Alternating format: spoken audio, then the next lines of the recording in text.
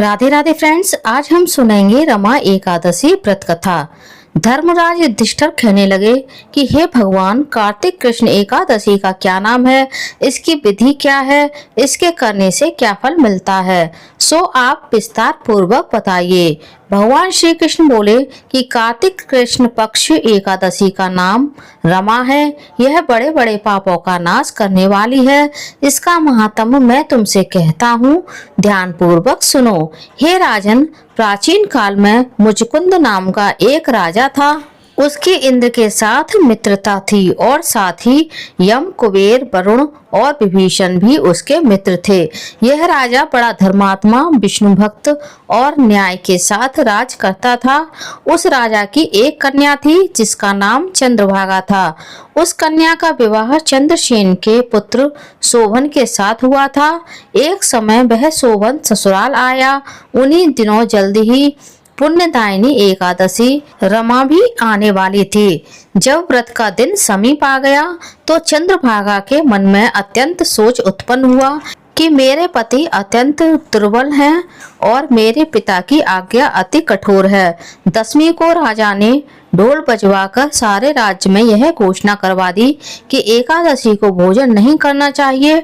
ढोल की घोषणा सुनते ही शोभन को अत्यंत चिंता हुई और अपनी पत्नी से कहा कि हे प्रिय, अब क्या करना चाहिए? मैं किसी प्रकार भी भूख सहन नहीं कर सकूंगा। ऐसा उपाय बताओ कि जिससे मेरे प्राण बच सकें, अन्यथा मेरे प्राण अवश्य ही चले जाएंगे।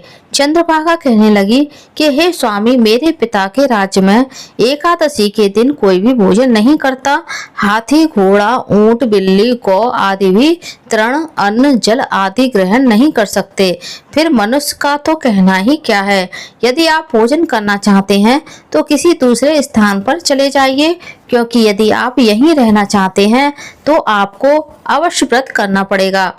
ऐसा सुनकर शोभन कहने लगा कि हे प्रिय, मैं अवश्य व्रत करूंगा। जो भाग्य में होगा वह देखा जाएगा। इस प्रकार से विचार कर शोभन ने व्रत रख लिया और वह भूख व प्यास से अत्यंत पीड़ित होने लगा। जब सूर्य नारायण अस्त हो गए और रात्रि को जागरण का समय आया, जो वैष्णवों को अत्यंत हर्ष देने वाला था, परंतु शोभन के लिए अत्यंत दुखदायी हुआ। प्रातःकाल होते शोभन के प्राण निकल गए। तब राजा ने सुगंधित काष्ठ से उसका दाह संस्कार करवाया, परंतु चंद्रभागा ने अपने पिता की आज्ञा से अपने शरीर को दग्ध नहीं किया और शोभन की अंत्येष्टि क्रिया के बाद अपने पिता के घर में ही रहने लगी। रमा एकादशी के प्रभाव से शोभन को मंदराचल पर्वत पर धन धान से युक्त तथा शत्रुओं से रहित एक सुंदर देवपुर प्राप्त हुआ। वह अत्यंत सुंदर रत्न और वैदुर्य मणि जनित स्वर्ण के खम्भों पर निर्मित अनेक प्रकार की स्फटिक मणियों से सुशोभित भवन में बहुमूल्य वस्त्राभूषणों तथा चंद्र व चंवर से विभूषित गंधर्व और अप्सराओं से युक्त सिंहासन पर आरूढ़ ऐसा शोभायमान होता था मानो दूसरा इंद्र विराजमान हो। एक समय मुचकुंद नगर में रहने वाले एक सोम शर्मा नामक ब्राह्मण तीर्थ यात्रा करता हुआ घूमता घूमता उधर जा निकला और उसने शोभन को पहचान कर कि यह तो राजा का जमाई शोभन है, उसके निकट गया। शोभन भी उसे पहचान कर अपने आसन से उठकर उसके पास आया और प्रणाम आदि करके कुशल प्रश्न किया।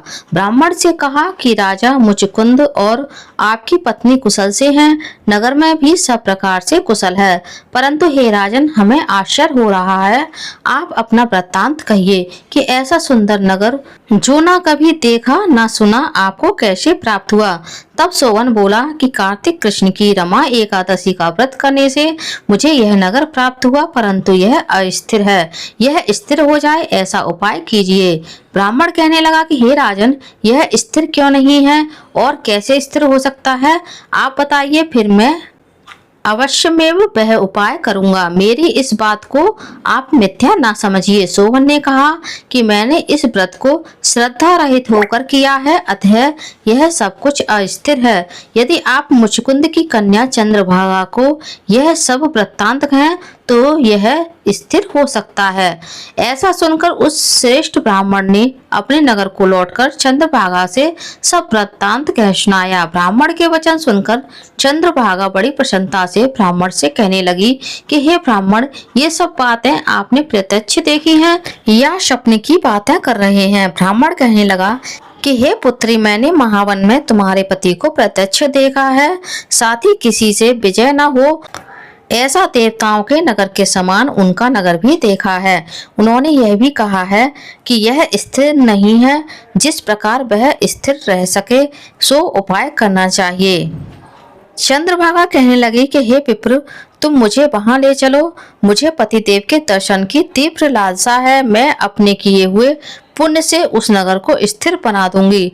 आप ऐसा कार्य कीजिए जिससे उनका हमारा संयोग हो, क्योंकि वियोगी को मिला देना महापुण्य है। सोम शर्मा यह बात सुनकर चंद्रभागा को लेकर मंदराचल पर्वत के समीप वामदेव ऋषि के आश्रम पर गया।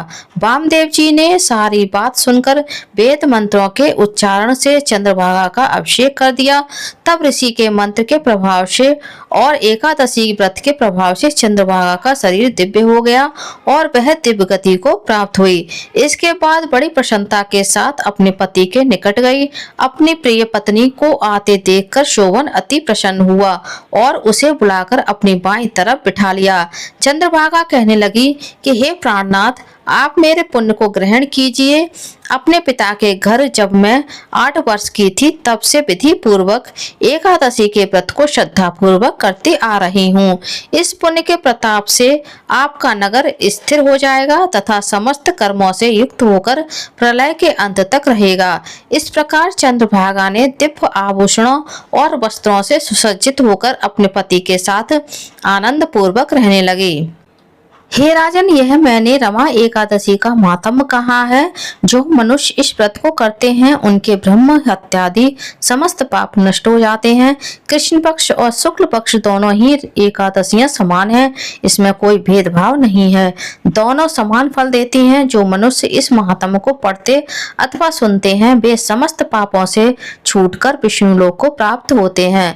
बोलिए विष्णु भगवान की जय, माता लक्ष्मी की जय। फ्रेंड्स, आप लोगों को मेरा ये वीडियो कैसा लगा कमेंट्स करके जरूर बताइएगा। यदि आप मेरे चैनल सरल पूजा पर पहली बार आए हैं तो प्लीज चैनल को सब्सक्राइब कर लीजिए।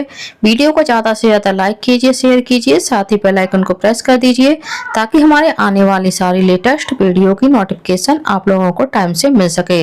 धन्यवाद फ्रेंड्स।